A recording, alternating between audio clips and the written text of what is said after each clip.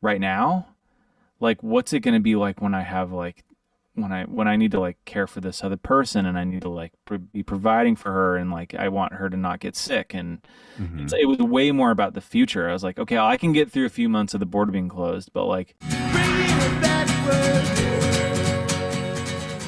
What's up, Tyson? How are you, man? how are you doing? Can you hear me? Yes, I can. I can hear you. Awesome. How you doing? Cool. I'm doing well. I'm doing well. I appreciate you changing up the time an hour.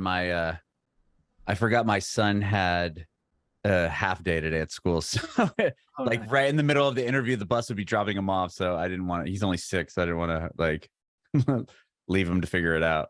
Oh, that's all good. Sorry about last time too. I don't something got mixed up on my end, I think. Oh, it's all good. Yeah, yeah, I saw that you rescheduled. I was gonna reach out to Tim, and then I saw you reschedule. I'm like, oh, well, that maybe I missed something, so Oh it's all yeah, I good. think I think it was my fault, but that's so I hear are you're from San Diego.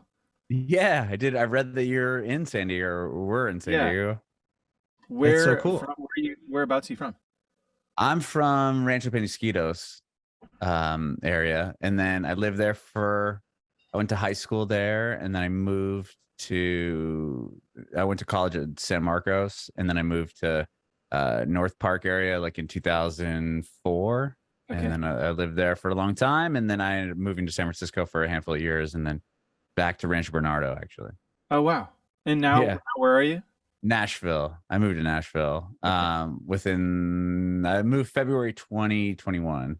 So Yeah. fairly recent to Nashville. Yeah. Man, awesome. Cool, man. Where did you live in San Francisco?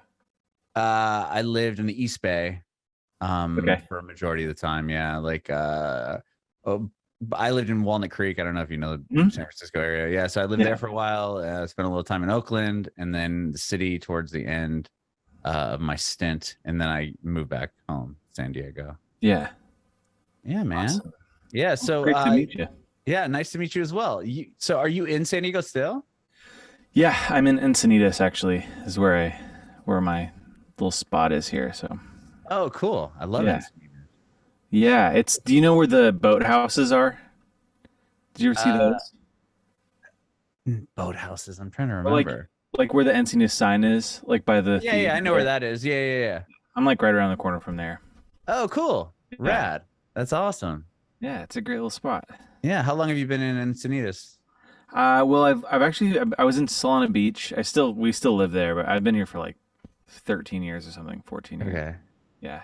So you're in Solana Beach. Are you were in Solana Beach now? You're in. Well, I guess that's like pretty much adjacent. Studios, yeah, studios in Encinitas, and then I Your live in house. Solana Beach. Yeah. Okay. Cool. Rad, man. Awesome.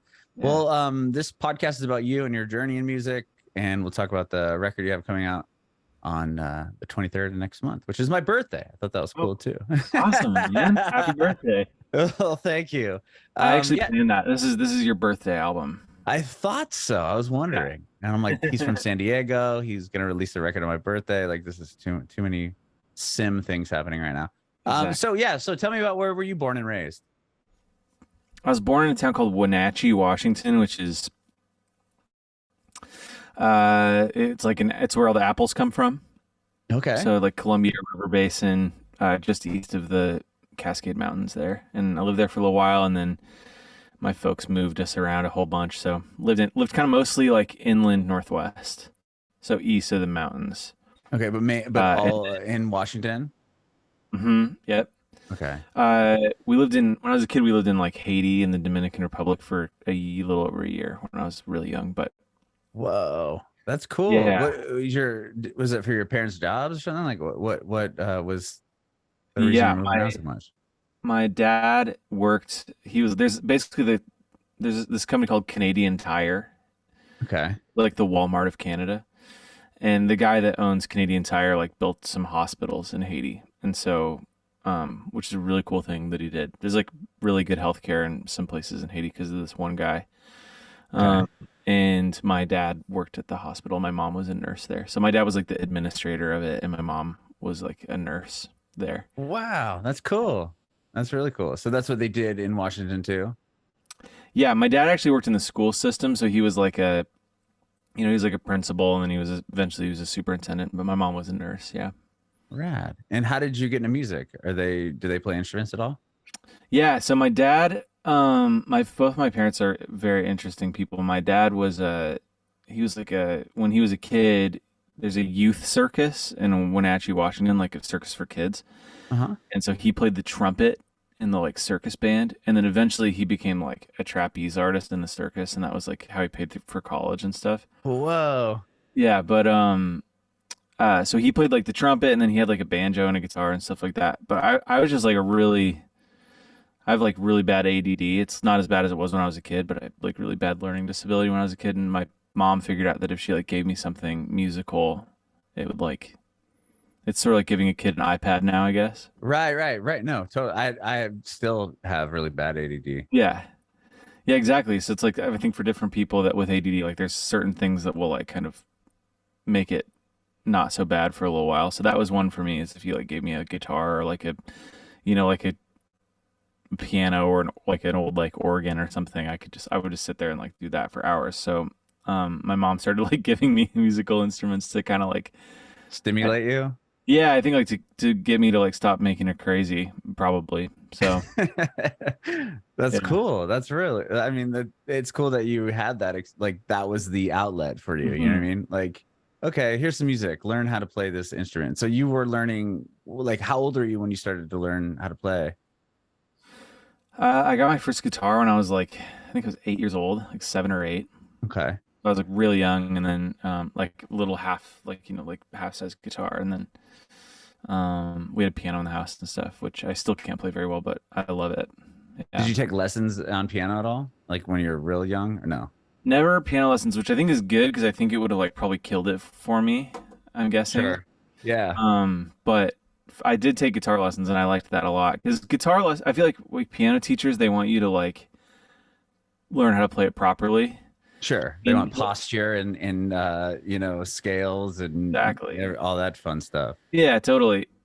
But guitar teachers are usually just like some like stoner that wants to Yes. teach you how to Some play like 30-year-old burnout that's like, oh, yeah, dude, I'll teach you how to play Smoke on the Water. exactly. Yeah, or like here's some petty chords. So that was like cool for me because I was like I would just bring them a song in and they'd be like, "Oh, here's how you play that." So, That's um, cool. I hear a lot of actually different experiences with people learning guitar like that. mm, Like I didn't take lessons. That's probably why I suck at it. But like a lot of people that kept with it and really enjoyed the teacher was like, you can bring them any song, they're going to teach you how to play it, and then you can yeah, go home and just play it, right? Instead of mhm, like learn this scale and then practice this, right, whatever it is. totally. That's cool. Like, do you remember the first songs you were taking to them? Well, at first it was like we had a book with a. I mean, one of the first songs I remember learning is "Sloop John B" by the Beach Boys, which is a really Okay. funny song to learn. It's like I think that's a Pet Sounds song. Pretty sure it is, but it's like not a good Beach Boys song comparatively, but it's like really easy to play. I think it's like two Okay. chords or something. So that was one of the first ones that I learned, and then um, I remember like I was trying to learn. My guitar teacher like tricked me into learning bar chords because I wanted to learn free falling, Oh, like Tom sure. Petty, which is like it's like D sustained. It's like the simplest song Yes. ever. Yeah. Yeah. But the Three like D notes, basically. Just lift yeah, your finger, drop a finger, lift a finger, lift a exactly. Yeah. finger. And he saw that I was just like that was all I wanted to learn. But he showed like the breakdown part. That's like the I want to glide down over Mulholland part. Um, Uh-huh. it's like a bar chord thing, and so he made me like learn bar chords there, and I was so mad. I was like, I just want to do the thing where I pick my finger up. But Well, then so like a power chord. Is that even yeah, like bar chord? it's Okay. like hard bar chords too. It's like the one where it's like the A shape one where you have to like kind of like hyperextend your finger. Oh, sure. Okay. Yeah. And I was like, this is hard, man. This hurts. Yeah. Wow. Okay. And did you start, when did you come interested in like writing songs yourself? Kind of always. I mean, that was part of the thing where like I think that's kind of what I was doing when my mom would like put me in the corner with a guitar or whatever was like I had when I was in the 5th grade or something, I like put a song into there was a poetry contest at Hmm. my elementary school and I like wrote a song for it. Um and I won because it was like the only thing that anyone submitted. Oh, you're I the like only won one. by default. Yeah. And it was what, lyrics, So song lyrics? Yeah, I mean, it was probably like three. It's probably like D and A7 is my guess. Those are like the two easiest chords. So, but yeah, I had lyrics and everything. Like, yeah, I just it was always easy for me to like. Um, it was that was always what came naturally was like coming up with little worlds and like inventing songs and play. Like I always had a really pretty active imagination, so that was Mhm. easy. Like Okay. if I was like reading books or I was writing songs or whatever, it was like just like if I could find my own little world, it was no problem. But like living in the real world was always more difficult for me, I think. hmm Yeah. Well, you said it was a poetry. I didn't. So you submitted the song like a recorded song, or you just went up and played it, or Yeah, I I guess recorded that's it. what. I think Oh, okay. I was I think I confused. That's why I recorded it. thought like you just Yeah. submitted the lyrics or so, and then you're like, yeah, lyrics and everything. I'm like, wait a I minute. think I like put it on a tape machine, like a cassette tape. Like I think we had one of the ones where like if you pushed the record, you could like change it from recording whatever was on the radio or to make it like change from the little like microphone on the front of it. Oh, sure. Okay. And I think I like sang into that. Wow. Do you still have that tape? No way. Yeah, I don't think it is. Oh. Yeah, I don't know. Actually, I don't even know if they ever gave it back to us. I like submitted it and then it just disappeared, I think. Oh, wow. Yeah. Okay. So, well, that's crazy that you had the courage to, not only submit the song or play it and record it and submit it at that early of an age, because a lot of people are kind of timid about showing people it's really vulnerable, right? To show someone your Yeah. song or your lyrics. Yeah, I remember I think like whenever that's always been hard for me actually is like it's fun for me to like make stuff in my own little world and then I usually just kind of like put it out there without thinking about it and then I see it out in the world and it's like it's pretty like I remember I was like when I did that song I was like walking in my elementary school and I like there was like a big like cork board with all the different submissions for the contest and like my song was up there with like the lyrics pinned Oh, wow. and I like hated that. I was like, "Oh, I don't like this at all. I want like that was the worst feeling in the world. It's like I don't want this here at all." It was But like yeah, yeah. I was just say, yeah, people just go up and like critique it, right? Yeah, Or like, you wrote totally. this, like, loser or whatever. Yeah. Like kids are so mean. So mean. Yeah. So, wow. Okay. So that was fifth grade. And then do you Yep. continue? Obviously, you continue on writing songs, but like, at what level are you just still writing in your room? Or are you submitting these songs to other things? Do you join a band? Like, what was kind of the next step for you? Yeah, kind of always had bands and stuff like here and there, you know. I played we did like I would always like put together bands of like two or three people or whatever. We'd play like, talent shows and assemblies and battles of the bands and stuff like that. Um but yeah, I mean, mostly what it was, a lot of it at the time, it was like I would just make them learn my songs. I'd be like, here's some songs that I wrote. You guys have to learn these or whatever. But I would always, there was like my parents' house, there was, this way I could like climb up on the roof. And I Uh-huh. would just like, I had this old, like, actually it's behind me. It's over in that rack right there. But I had this old Martin guitar that, somebody gave to my dad. And I would like climb up on the roof and like write songs up there, like all afternoon. I was like, I would just go up on the roof of my parents' house and write songs, and then I would bring them to my friends and make them learn them. And then usually it was like, I think I was kind of a tyrant because like nobody would want to be in a band with me for that long. It would be like, they'd be like, this is fun, like playing, but we don't want to like practice and we don't want to like learn all these songs that you're writing or whatever. So it Oh, sure. And was because a, they probably weren't writing. So it was like in the beginning, it was like, oh, cool. We have songs. Like this guy's, bringing the songs and now we can do these. And then it's like, okay, I'm not really. But that's how a lot of bands are. That's why it's hard to be in a band for a long period Mhm, of time, right? I mean, usually totally. one or two people are all in, like especially once you get to high school and it's like, okay, I'm not going to college. I'm doing this. We're gonna tour. We're Mhm. gonna do this. And then other kids maybe in the band are like, well, I Yeah. want a little stability. Maybe I'll go to school. Like I'm gonna quit the like. I feel like a lot of bands stop at that point. Yeah, and then it happens again in college too. Like that Okay. was that was what happened for us was because I had a band in college that was really fun. We had a five-piece band that like, and I went to college in Spokane, Washington. It's like it's a city, but it's like a small city. Sure. And so we would always get like we had this band that was like playing kind of like it was like kind of like folk music, I guess, like kind of like stomp clap a little bit, Uh-huh. like a little bit in the hey ho vein maybe. All right. What year was Um, this? I'm curious. My buddy's from there. oh really? Yeah. What Oh, year? oh nine is when I graduated. 9. I don't know. Maybe this has been too. He was in a band called Buddy Ruckus. Oh, Is that really? name so? Yeah, that sounds familiar. They It's were a such a big small. Spokane band. It's such a small Yeah. community. Yeah. Yeah, and then my other friend who I didn't meet until later, like when I moved here to Nashville, he's in that band called Memphis May Fire. He's a singer, but he's Yeah. from Spokane, Oh, and really? he was in a band there too. And it was just funny because he's like how old are you were born in, from what I read online, 86 or Yeah, so. exactly. Yeah. Yeah, so he's a little bit younger than us. So I figured maybe he was still in high school, or maybe that band was still a thing. But I guess if you hadn't heard of him, maybe not. Anyway, sorry, because you just told me it's a small town. So the Hmm. fact that you were in a band in the scene, I would be Yeah. crazy if you're like, oh yeah, I know him. Like it would just There blow my was mind. there like yeah, that it was a small world. It was like, there was a couple clubs, and then there were probably like, man, I mean, maybe like 20 bands like that Mhm. were playing at all, and we kind of all played with each other and stuff. So if they were there when I was there, I definitely would have known them. But I don't think that The name most doesn't of ring a them were there. bell. Yeah, there's some people there now. Uh, this couple called the Ingersolls, Carly and Caleb Ingersoll, and they had a venue called the Imperial, or not the Imperial. They had one called right now it's called the Lucky You Lounge, and it's like they just like if every city had there's like I just wish that every city had this couple. Okay. It's like because they're there, like the music scene in that town has been pretty rad for the last like 20 years, just because they've been in there like investing in it. Are they Um, booking the bands, or like how are they investing in the band? Are they in a yeah, band?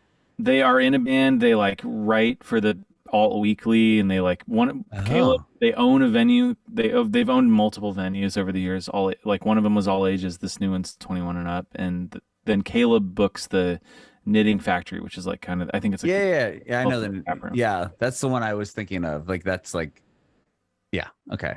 There's a few knitting factories in the country.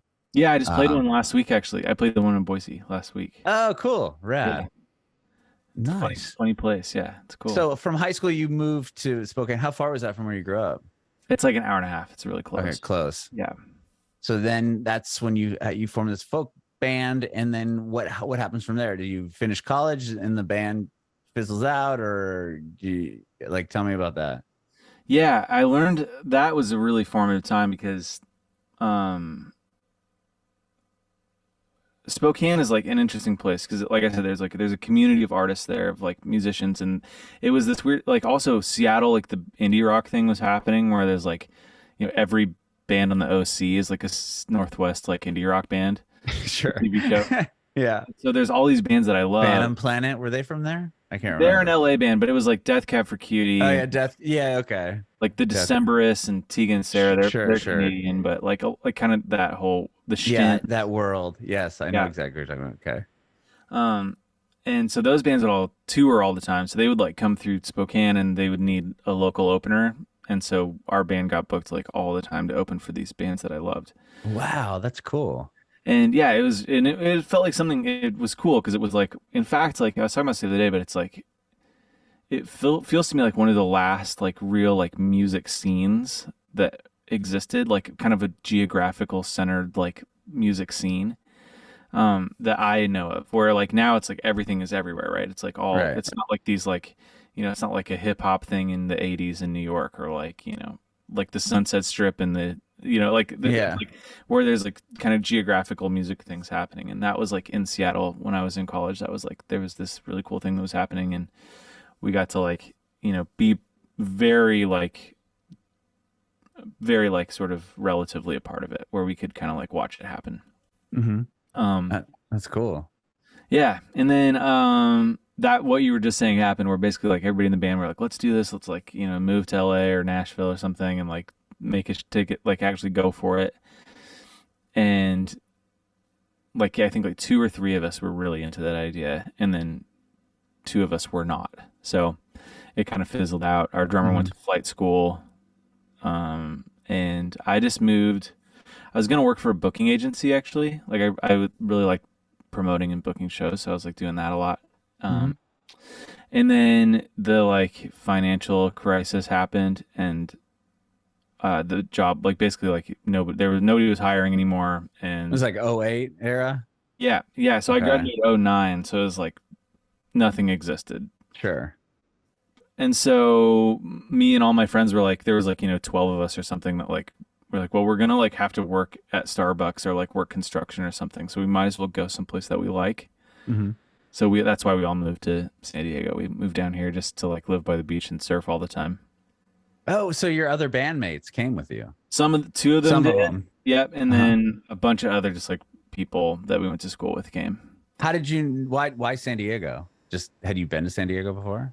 Yeah, and I worked in the summers. I was working in Santa Cruz, so we had a lot Uh, of friends like in San Clemente, like Orange County, LA, San mhm. Diego, that were living down here, and so it felt like a it was like we knew people here. We visited a bunch, and it was a nice place to be. So we were like, let's just go there and do that. So that's what we did. I think like 12 of us moved here. What year did you move to San Diego? 2009? Is that the? Yep. So 2009, I think like August, September of 2009, we moved here. And you've been there ever since? Been here ever since. Yeah. Wow. Yeah. That's so cool. And were you involved? Like, obviously, you have your project now. Mhm. When do you start your solo project in Yeah. San Diego? Yeah. I mean, part of the thing with working for that booking agency was that I think the main like agent at that agency was like, he didn't want me kind of like hobnobbing with the artists. Like he didn't want me trying to like get on tours as like a junior agent at the agency. Ah, sure. So Okay. he basically had this talk with me where he was like, "Hey, like I need you to not." Like double dip. Yeah, and basically like without saying so much, he was like, "I need you to not be an artist if you're going to work here." Which so I was kind of like it was this weird thing where what I had like kind of put it all to bed. Like I had kind of like was like I'm not going to be an artist. Like I'm just going to like work in the industry and like I'll live in California and it'll be great. And so it was like a year of me basically being like I don't write songs anymore. This isn't who I am. And then Mhm. I had all these I had written a whole bunch of songs and a friend of mine's like grandpa passed away and left him like a little bit of money and he was like, "Hey, you need to make a record, like I'll pay for it." Wow. And so he paid for my first, it was like a little EP that I made in a garage in La Jolla. And then, um, yeah, I think like from that point on, it was like I was touring a bunch and I was actually like a hired gun in a bunch of bands, like playing guitar and bass in other people's bands. And like the cost of living was so low. And there were like 10 of us living in a house. And it was like, well, I can make like $700 a month working at Starbucks, or I can like make $500 being on tour at coffee shops, like selling CDs out of my like Right. Civic. So like, why wouldn't I just do that? So it was like years of just like basically, 2 or 3 years of me just like kind of booking shows around California and like up the West Coast, and then playing in other bands. And it was like that was going on for a few years before I realized like, oh, this is what I'm doing. Like So I'm did you quit the booking job after you recorded the EP or well, the so record? good question. Yeah. So the booking job, the reason why the booking job was in Portland, Oregon, actually. So I was supposed to Oh. move to Portland and work for the booking agency, and they went out of business like 2 weeks before I was supposed to start. So Oh, wow. that was Okay. why we all moved down. I was like, well, it was the thing where I was like, I thought I had this job lined up, doing what I wanted to be doing, and then that was no longer the case. So that's why we Okay. all moved. Yeah. So that's what took you to see. I thought you were working for them like remotely or something, or like you were able Yeah. to. Because then I was going to ask if you were booking anywhere if you were booking San Diego venues, but Yeah. no, that all changed when you got to San Diego. Yep. It all went away. So probably what I would have been doing, that agency booked a whole bunch of stuff in that music scene actually, which was like, there probably was only a few more years where those bands were really active anyway. So it probably would have not worked out anyway. Eventually, Yeah. went away. So Mhm. you get to San Diego. Are you playing?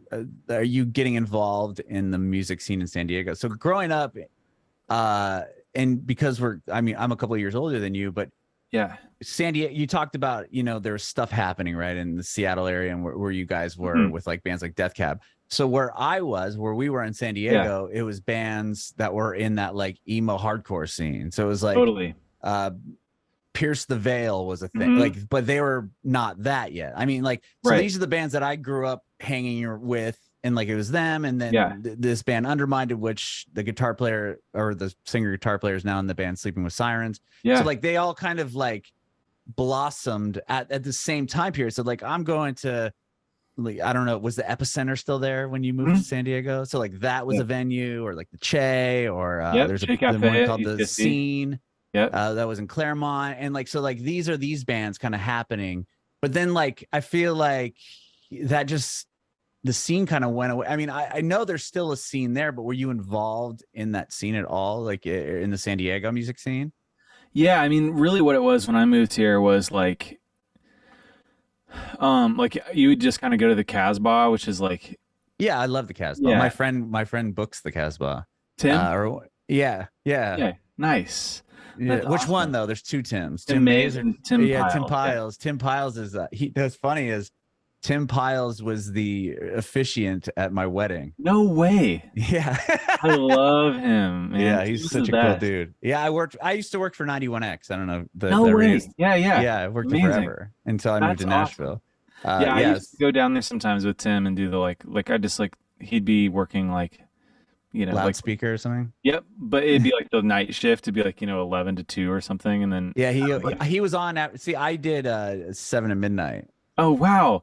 Yeah, Yeah. yeah. So I would kind of I probably like went cross paths with you at some point, but I would go down there and just like pop in at like 1 in the morning and like Yeah, yeah. hang out with That's Tim. funny. Yeah, that's Yeah, so crazy. Yeah, so yeah, that's so I don't know Tim Mays, but I know Tim Piles. But yeah, totally. I've met Tim Mays a handful of times, but he doesn't know who the hell I am. That's the same thing. I don't really know Tim Mays very well either, but that was kind of the thing was like at the Casbah is like you would just go down there and like there's that patio. Mhm. It's like the craziest place ever because it's like it's in the flight path for all the airplanes.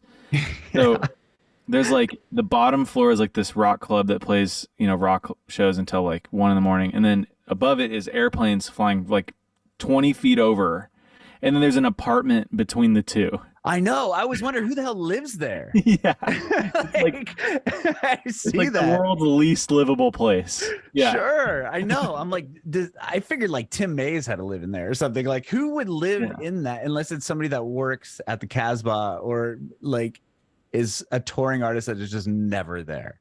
Because Yeah, that's that's the worst location to rent property. what it should be is like a place for like touring artists to stay.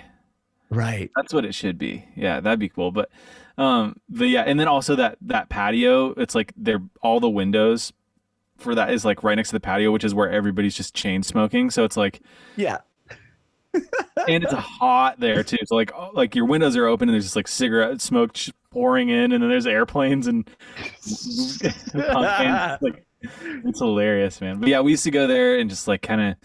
I would just, the shows were usually pretty cheap, so it'd be like, $7 or something, and you go down there and just like kind of hang out on that patio and meet all the bands and stuff. And there were a bunch of great bands that I ended up. There one band called the Howls, which is That was sounds familiar. they're great. They're kind of like some of that scene was like a little more Americana, like kind of like some like pretty loud, but like still sometimes you would have like a pedal steel player or something. Got it. But Okay.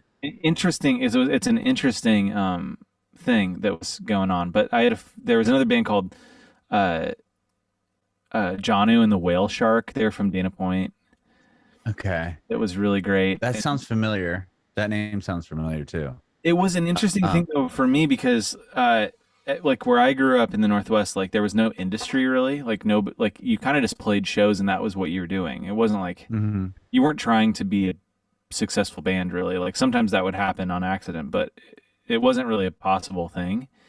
Mm-hmm. And when I moved to California, like all these bands, they were so good, but all of them, it was like extremely calculated, which was new for me. Where it was like, it's actually like we're not playing this because we like. I mean, yeah, we love music, but we're doing this because like we want to get To a certain point. to a certain point. Yeah, which was Right. new for me because I was like, that wasn't, and there's no industry in the Northwest, so people weren't trying. It was never a possibility, Mm-hmm. really. Like nobody was going to drive up in a Lincoln Town car and like give you a record contract or whatever.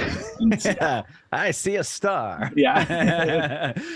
So that was really shocking for me was like seeing people like, in fact, like that was one of the reasons why I was like playing music professionally for years before I realized that I was like, oh, this is what it is. Mm-hmm. Like this is how it is. It's not like, because everybody that I knew was like trying to get on, some giant tour or trying to get like a giant record contract or a big sink or something like that, and it was like that was all totally alien for me. I was like, I just play this, I just do this stuff because I like to, and so that was yeah. But they're amazing bands. Oh, this such good bands. That's Yeah, cool. That's so crazy that yeah, to yeah. me that's so awesome. So okay. So you're hanging in San Diego and then you go to the Casbah. Like I'm trying to think of other venues maybe you would have played Well, there. Like, I lived like 2 blocks from the Belly Up. oh, did you play the Belly Up? Yeah, lots of times. Yeah, I Oh, love cool. that's still like one of my favorite venues ever. So we would go there a lot too. That the Belly Up's funny though because it's like 750 cap. It's a Hmm. bit bigger. Like the Casbah's like 160 or something like 200 Yeah, I was cap. gonna say like they can probably maybe not get shut down by throwing 200 people in there. Total, exactly right. Yeah, You know? and they have shows every night, you know. And the Belly Up is a little more of like I'm trying to think about how to explain it. Well, it's like But a restaurant during the day or like a bar kind of deal, right? yeah, it's just a little more of like kind of like the clientele there is a lot more of like the North County kind of like Surfer, more money. Yeah, yeah, yeah, more money is right. Yeah. yeah. So which changes things. Like it's like people that clearly have money that are like and also like people go there whether or not they know the band and it's pretty nice. It's nice in there. Like the Casbah is like Yeah, it's not like beat some up. punk bar. Right, right. Yeah, it's exactly. It's nice. It's got Yeah. like it's in it's clean in there Yeah. and like it's by the water and like yeah, the Yeah. people that go there probably are from the people that don't know San Diego that are listening is like, Yeah. if you're on the water, you've got to have some cash. Hmm. So, yeah, the people that are going there are within that scene. And the Yeah. bands that would play there are not like it's not like the band that's playing the Casbah, who's usually, kind of a smaller band or a touring band. Like Yeah. if you're playing the Belly Up, you're, of a certain caliber of artist. Yeah, you're not like I think like the Casbah will book you like if you have a little bit of a thing or if they just like your music, they'll book you there. But Yeah. the Belly Up, you got to be bringing like I mean they yeah, like they're still like even for me now, it's like they'll give me a show there, but it's like it's not easy. They'll be like, "Well, we got to wait and see if Jimmy Buffett's going to come back or something." Like Right. Yeah. It's like, is Jefferson Starship gonna do a reunion show here tomorrow night? Or like, yeah. yeah. Which is honestly, and I'm joking about it. Like Jimmy Buffett's like one of the biggest touring artists in the world, but literally, like he'll just stop by the Belly Up and like do a night there. Yeah. Or So will Brian Wilson will do yeah, that from the totally. Beach Or Boys. Isn't I that mean, crazy? I had this one night. Yeah, dude, Brian Wilson's I can't. He's my favorite. But I played a show there one night. I was opening the show there. Played the show. I left my wallet in the green room, and then I came back the next day, and the whole block was all blocked off. Like the whole back area was all like, and there were like trailers back there and like Huh. black SUVs and stuff. And one of the house managers I know, I was like, "Hey man, I just left my wallet in there. I gotta go get it." He's like, he's like, absolutely no chance of you going to get your wallet today." And it was because it was this. I think it was like the William Morris like event, like their big like corporate event, and the Uh-huh. bill that night was the Rolling Stones, Lady Gaga, Tony Bennett, and the Foo Fighters. Yes. No, dude. Okay, Yeah. that's so funny. It was, yeah. No, the Rolling Stones were a different night. Oh, was it a different night? Were you around Yeah. for that? Yeah. Well, I was gonna tell you that's yeah, because Yeah. that's the show you're talking about. Yeah, it was Foo Fighters, Lady Gaga, and Tony Bennett. That was That was that one. so And the it's Rolling Stones were a different show. was a Yeah. different show. So Okay. there's this so I didn't know what it's for. So I was told that there's this super rich dude Yeah. that lives in Del Mar, one of those areas, and he throws this party. I know he does it every year. He throws a party Yeah. at the Belly Up, and I don't to get in. You have to be like one of the top donors to whatever. Probably what you just said. What is it for? Well, so you know what? I think I'm mixing it up because I think that one that you're saying was the private event, and then the Yeah. Rolling Stones was the William Morris thing. Because Okay. yeah, because William Morris is just like the giant booking agency, so they had like a private event. I know one of them was William Morris, and then I think one of them was a private event. That sounds right. Okay. So yeah. So one of them is a private event. There's this guy that does that, and he'll book, and he Yeah. was the one that booked the Foo Fighters thing. Got it. And okay, and so William Morris, that's what it is. Yeah, they got the Rolling Stones. So this is just Yeah. funny because this is when I worked at 91X and we had this program director. His name's Mike Halloran, and he is like the man. He just didn't he was so like cool, like old school Yeah. radio guy. And he's like, all right, what's where he somehow gets wind that the Rolling Stones are playing Yeah. at the Belly Up. So he calls up, I think it's Culture Brewing Yeah. that's on the Yep. Right down the corner. street. Yep. He goes, hey, we're gonna show up. Can we broadcast live from your bar and we'll just tell people we're here? And they're like, hell yeah, why not? Yeah. And we're like, he's like, the Rolling Stones are playing the Belly Up. And they're like, yeah, right. No way. And I'm telling you, we're doing. Yeah. So we start pumping this thing up on the air. And I'm taking like pictures of tickets that aren't like just like our tickets, like fanned out with no name on them. And we're posting them on social media, like Rolling Stones. So we get like so many people to like come down there and they're like swarming. It was insane. Like No it was. way. Yeah, there was no chance anyone was going to get in, and we just Yeah. brought like this whole crowd of people. We're like, we're at this place, like, and then so people were freaking out, and it became this whole deal. I wonder which one was the one where I played there the night before, because it was one of those two. I've always thought that the Rolling Stones one was with Lady Gaga, but they must have been the opposite ones. But that's, yeah, I remember just showing up and like Sammy, who's the house guy at Belly Up, he was like, dude, there's no chance that you're going back in there tonight. It's crazy in there, man. That's so awesome. Yeah, because that rich guy he either did one of the two. I don't know which one. But one year he booked Paul McCartney to play his backyard for his wife's birthday. Like that's the money this dude has. Well, that's what. So there's where I live in Solana Beach. We have we have a tiny little apartment there, but like around the corner is this gigantic mansion, and the guy, he got married there a few years ago, and Elton John played it. That's so ridiculous. Yeah, the rule is, I guess Elton John will play your wedding for $1 million. Oh, just $1 million. But you have to give it to his like nonprofit, to his charity.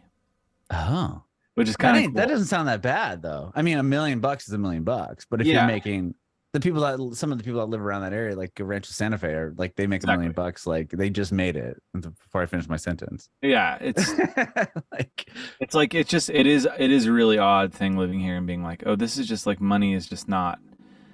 It's not the same for these people. It's like it's a totally different thing. Oh wow. Okay, so now I want to get back to you because we just went on such a tangent, but that's so funny that I was like, when you were talking, I'm like, he's either going to drop the Rolling Stone show or the Gaga, the Foo Fighters. I thought they were the same, but that makes way more sense. That one was a rich guy booking it out, and then one was the William Morris thing. Yeah, and then the Killers did a show there too. Did you know that? Dude, Dave from the Killers lives like a block from me here. Yeah, so they booked it out, and they did the night that they played. Where did they play? They probably played the Sports Arena or something.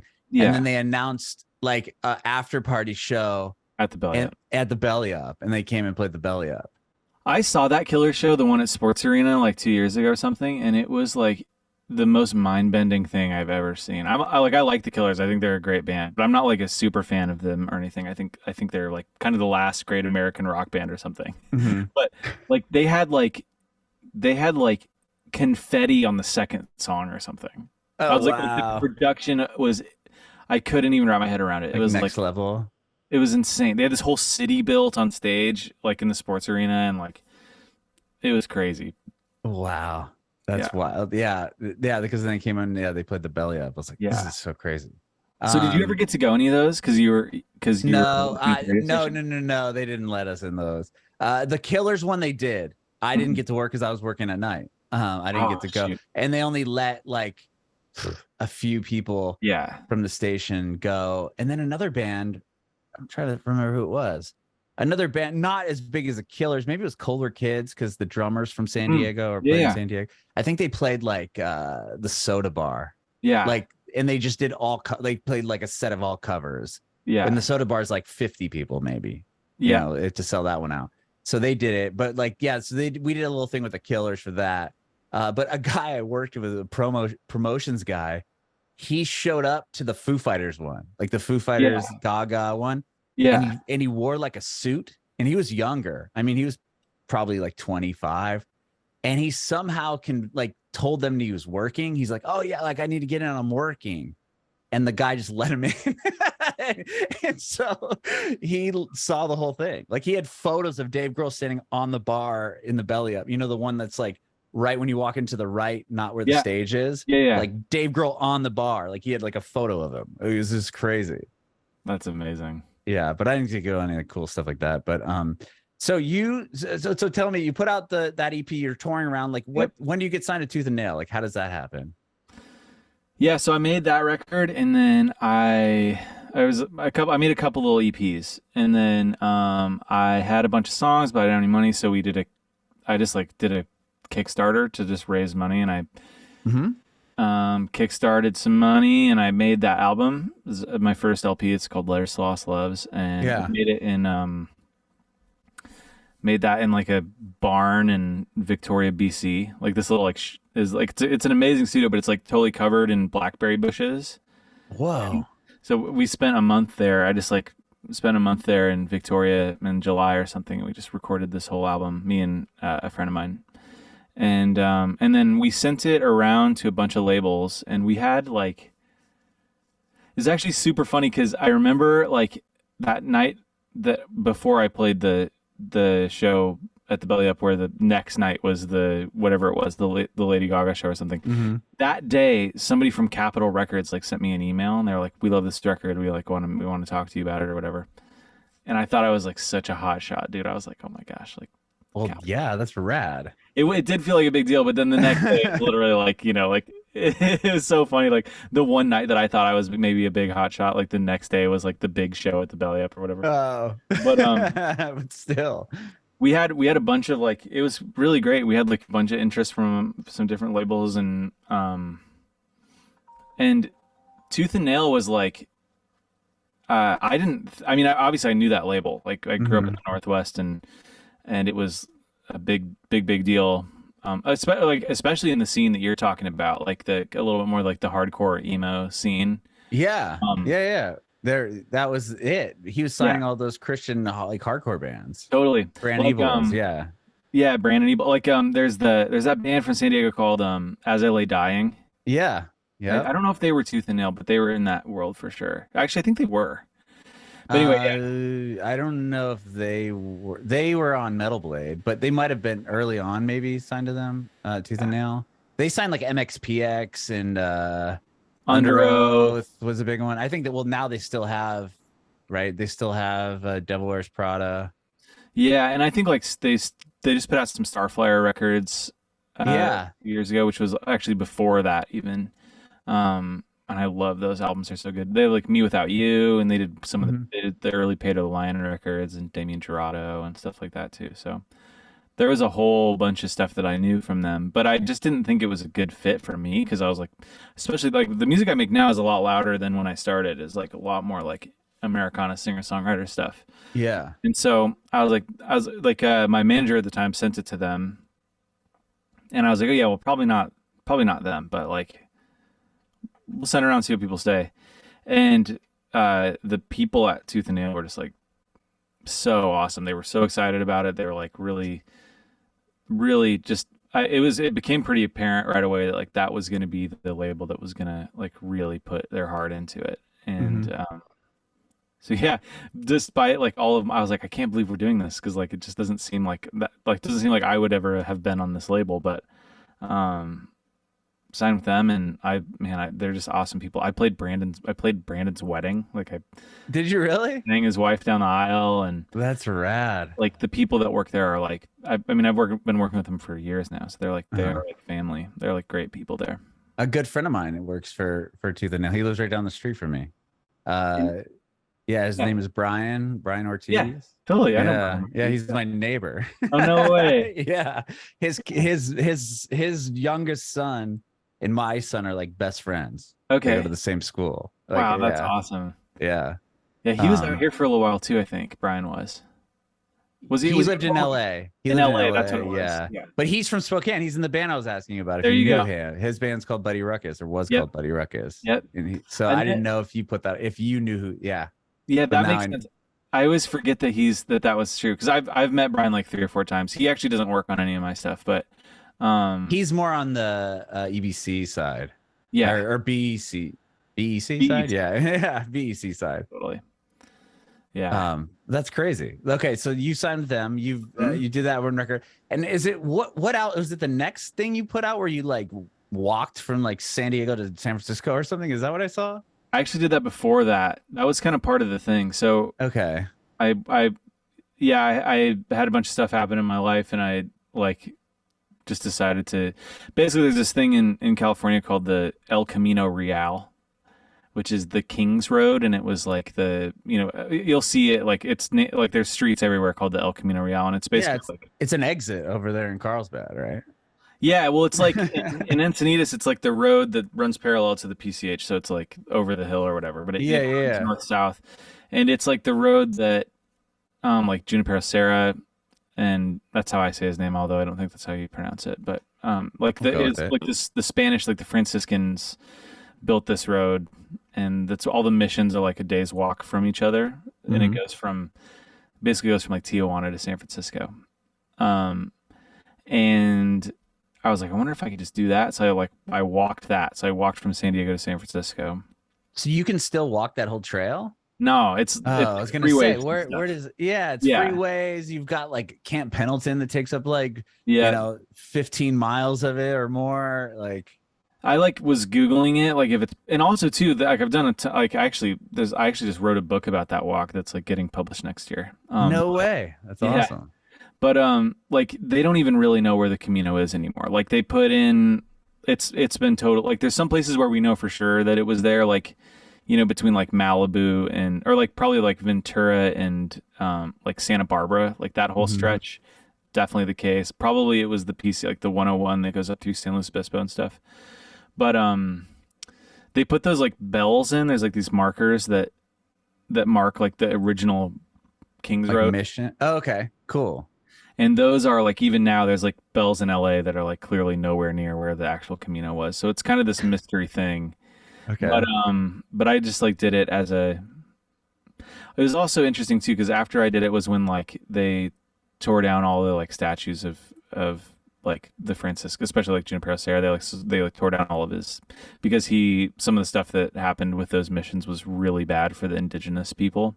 Hmm. So it was an interesting time to be like engaging with some of that material, for sure. But yeah, so I walked really far, Did you and go then from? Did you drive? Would you get like a ride down to Tijuana? Did you go from the border, or did you no, start I off I in? started in like by my I started from my house. So I just Okay. like walked out the front door of my house and went to like Del Mar. So I Okay. didn't do So you the whole, backtracked. yeah. Well, I kind of cut. I think the beginning of it would have been like I probably cut out like 30 miles or something off the beginning.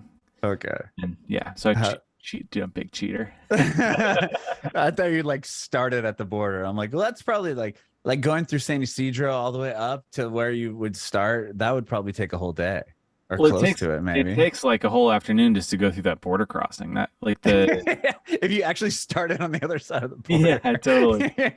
Day one, you're like now and you're at the mall in San Isidro. Yeah, exactly. Okay. How But long I did did that that. take you? It took me a little over a month, like a month and a half. It actually took me 40 days, which was not on purpose. It was like it just happened Yeah, to they're be crazy. the length of a pilgrimage or whatever. But Um, when I was doing that walk, actually the first thing that happened is when I was doing that walk, John from the band Switchfoot heard about it, okay. I'm not and he thought, shocked. yeah, and he thought that was cool. He's into that sort of stuff, and then he asked me to go on tour right when I got home. Um, Wow. I knew that so there had to be some Switchfoot connection. And when you said that you were in Encinitas, I'm like, okay, I'm gonna wait for it. I'm gonna wait for him to yeah, talk about that. But I didn't know. Sorry, go ahead. well, no, I but just had a the funny feeling. thing, oh, for sure. I mean, they're kind of like the kings of town here. But Right. also they like I didn't meet them until I met John like on stage at that first show I opened for them. Because they were like when I moved here they were they were huge, and so they were like Yeah. Grammy award winning already and everything else, I'm sure. yeah, and like that Mandy Moore movie happened, which was a huge deal, and then like they were they had a bunch of number ones, and Yeah. they really weren't here, so like I didn't know them at all until way later. So yeah, so John asked me to go on tour, opened for him, and then signed with Tooth and Nail, and then Yeah, and then it's just kind of been like my thing's always been like a really gradual build. It's like that's always been what I've wanted. Was like I Uh-huh. never really wanted like I sort of like didn't ever expect anything to like go huge, you know. I was like that just isn't really the nature of what I do. Um Uh-huh. so it's just been like kind of signed that and then did a bunch of tours, got a bunch of really great opportunities. I opened for this band called Judah and the Lion like right when their Oh song yeah. won. That was an awesome experience, and all of it is like solo, like just me and a guitar, like in front of like 2,000 people and stuff. Like played the Ryman 3 times around that time, Wow. just like me and a guitar. So That's um, killer, man. That yeah. that.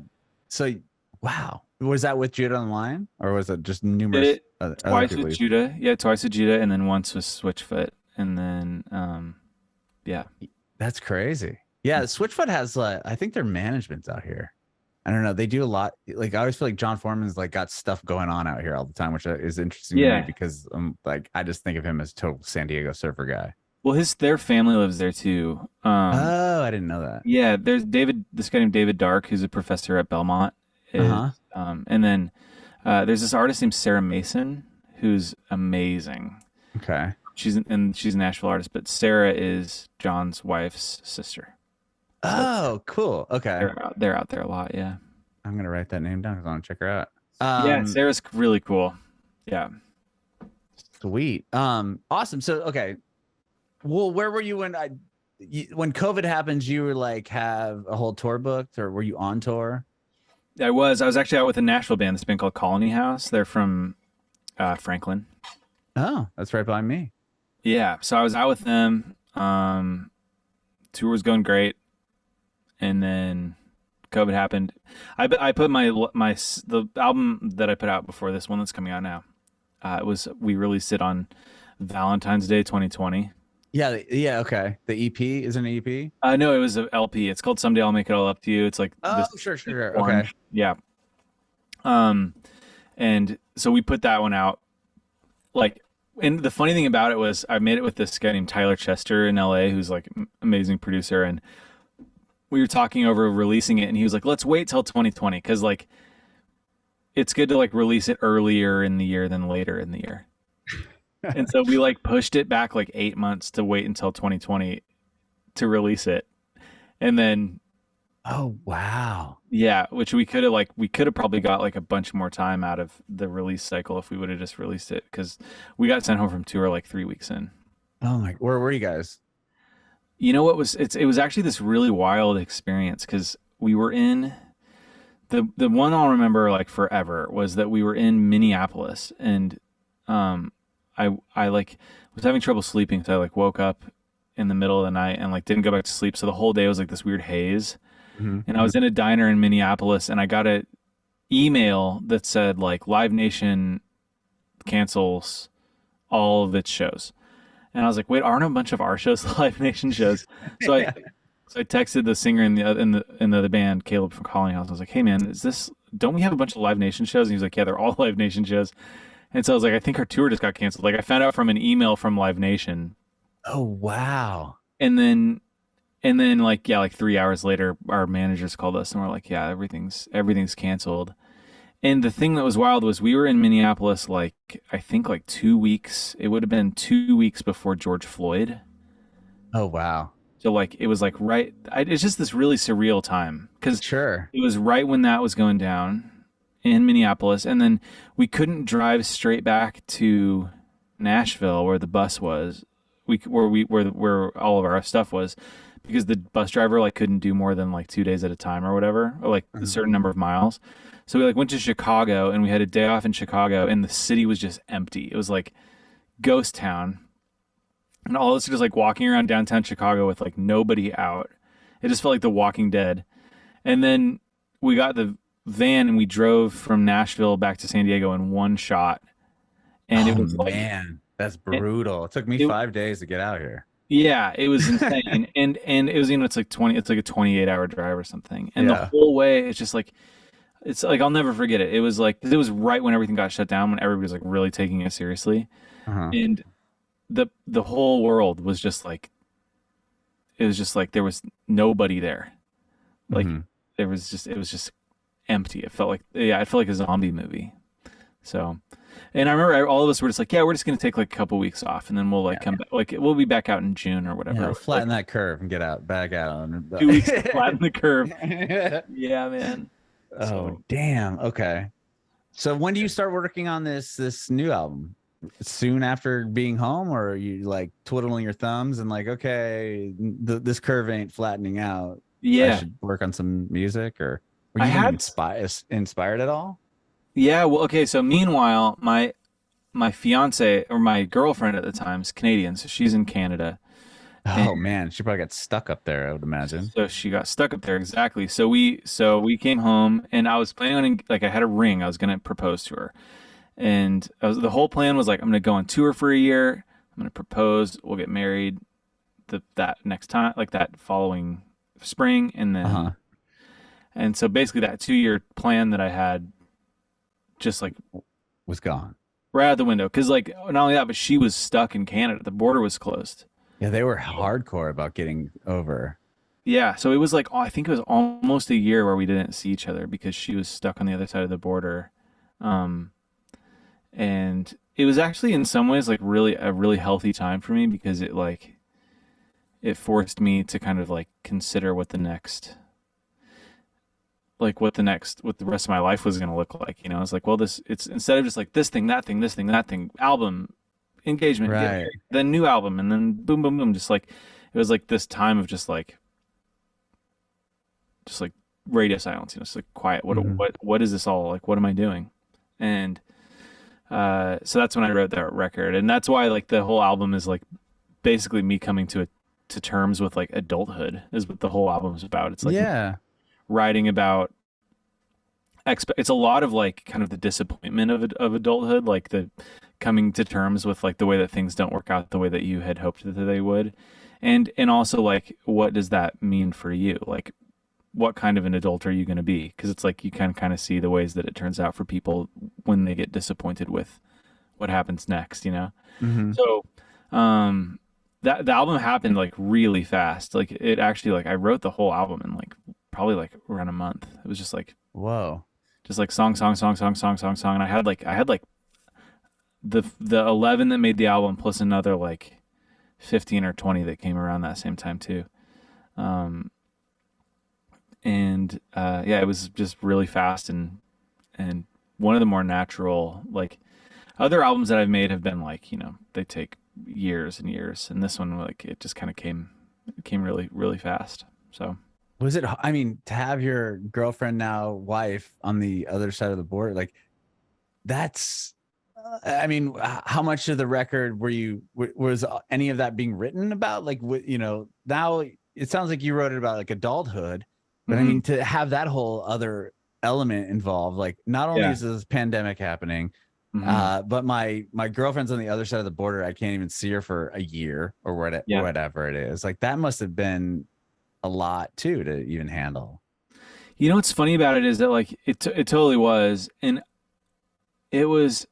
I feel like the interesting thing for me was that like I thought about this recently. It was like there's that quote about how like people have more fun planning for vacation than they have going on vacation. Sure. It's that, like actually like the excite like what I realized was that like when like the whole world fell apart in some ways, it was like, it's the most eventful thing that has happened in our lifetime. Like Uh-huh. as far as like everything happening at once. I mean, besides, like there was like 9/11 and stuff like that, but Yeah, like but this is like a world. Everyone is inside event, which is insane to think about, right? totally. And really what it did for me was it wasn't about managing the current crisis. It was what actually ended up happening was that I got terrified about the future. It was Mm. way less about now. It was way more of this thing of like I think like as people like what we end up doing a lot is that like anything that happens now is just like we tend to take that as like what does this say as far as like the trending line going forward? You know what I mean? Like oh something good happened today. Like this is something I struggle with all the time. Is like if something good happens, like I'm like that means that good things are going to happen. It doesn't mean Mhm. that like this good thing happened and you should be happy with this one good thing. You know? Right. It's like you're expecting more good things Yeah, instead it's of like like, except like taking in that one good thing. It's like, okay, well now all these other good things are gonna happen. Yeah, it's like this is a pattern. This is the beginning of a pattern. And in reality, like everything is part of a pattern, but most of the time things are just things. And so I think like with the pandemic stuff, like I was like the reason why I thought about adulthood so much was like I was like, man, if it's this hard right now, like what's it going to be like when I have like when I need to like care for this other person and I need to like be providing for her and like I want her to not get sick and Mm-hmm. it was way more about the future. I was like, okay, I can get through a few months of the border being closed, but like what's really scary to me is like what this means about later. And I think that like it was important for me to make that to actually like capture that and like make that distinction to be like um like this is the worst thing that has happened for a lot. Like people are dying and the world's shut down and the economy is going crazy and like this is enough worry. Like Mm-hmm. you know what I mean? Like you have enough. This is enough right now. Just this thing is enough to like hold instead of this and also what potentially that could mean for for your future and the future of the people that you love and the world going forward. Mm-hmm. Um, I actually like I just snuck back. I didn't sneak exactly, but I just like flew. I wasn't supposed to, but I just like flew to Canada to propose when the border Oh, was you closed. did? Oh, that's rad. And they held me in the Vancouver airport for like 10 hours. And Oh, I thought you were gonna get stuck in one of those hotels for days. well, that's what they tried to do, but then they couldn't do that either. There's like basically what happened is I went there. They're like, "Why did you come here? You know this isn't allowed." My Canadian friends hate this story because they're very like Canadians tend to be like very by the book, like big rule followers. Uh, And so like anybody Canadian that hears me tell this story, they're just like, "That's just so unbelievably like entitled and lame of you to just show up on our doorstep."